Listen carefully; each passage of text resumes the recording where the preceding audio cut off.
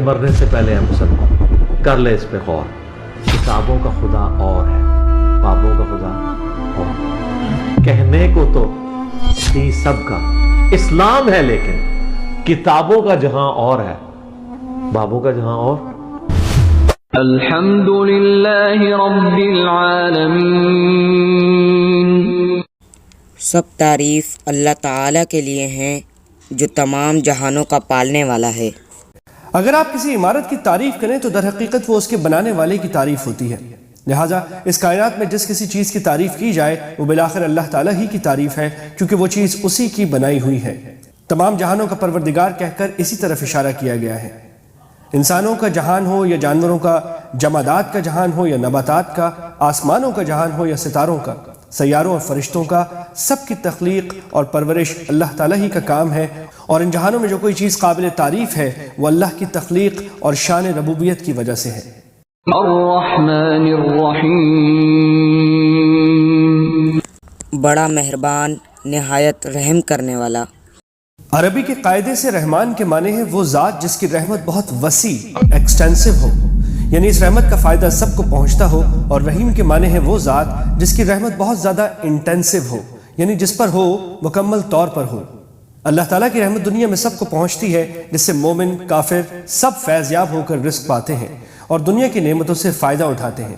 اور آخرت میں اگرچہ کافروں پر رحمت نہیں ہوگی، لیکن جس کسی پر یعنی مومنوں پر ہوگی، مکمل ہوگی کہ نعمتوں کے ساتھ کسی تکلیف کا کوئی شائبہ نہیں ہوگا۔ رحمان اور رحیم کے معنی میں جو یہ فرق ہے، اس کو ظاہر کرنے کے لیے رحمان کا ترجمہ سب پر مہربان اور رحیم کا ترجمہ بہت مہربان کیا گیا ہے۔ مالک یوم الدین، جو روز جزا کا مالک ہے۔ روز جزا کا مطلب ہے وہ دن جب تمام بندوں کو ان کے دنیا میں کیے ہوئے اعمال کا بدلہ دیا جائے گا۔ یوں تو روز جزا سے پہلے بھی کائنات کی ہر چیز کا اصلی مالک اللہ تعالیٰ ہے، لیکن یہاں خاص طور پر روز جزا کے مالک ہونے کا ذکر اس لیے کیا گیا ہے کہ دنیا میں اللہ تعالیٰ نے ہی انسانوں کو بہت سی چیزوں کا مالک بنایا ہوا ہے۔ یہ ملکیت اگرچہ ناقص اور عارضی ہے، تاہم ظاہری صورت کے لحاظ سے ملکیت ہی ہے، لیکن قیامت کے دن جب جزا و سزا کا مرحلہ آئے گا تو یہ ناقص اور عارضی ملکیتیں بھی ختم ہو جائیں گی۔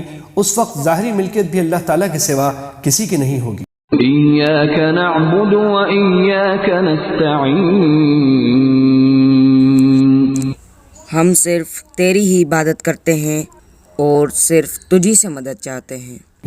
یہاں سے بندوں کو اللہ تعالیٰ سے دعا کرنے کا طریقہ سکھایا جا رہا ہے، اور اسی کے ساتھ یہ واضح کر دیا گیا ہے کہ اللہ تعالیٰ کے سوا کوئی کسی قسم کی عبادت کے لائق نہیں، نیز ہر کام میں حقیقی مدد اللہ تعالیٰ ہی سے مانگنی چاہیے، کیونکہ صحیح معنی میں کارساز اس کے سوا کوئی نہیں۔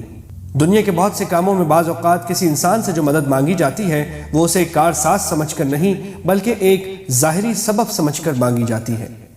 اہدنا الصراط المستقیم،